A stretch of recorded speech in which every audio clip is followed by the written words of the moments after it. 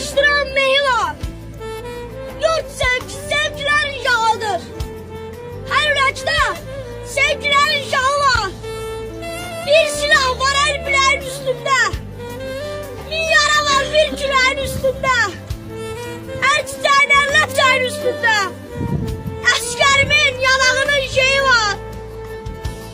Akan qanla çəkilibdi hasarı.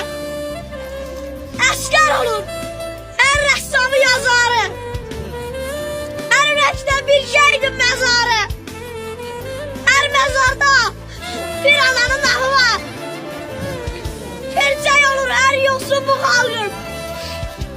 Barıtlıdır her koksun bu halkın. Köylerden de yok korkusu bu halkın. Çünkü köyde şehitlerin ruhu var. Çok sağ olun, teşekkür ederim. Çok sağ olun.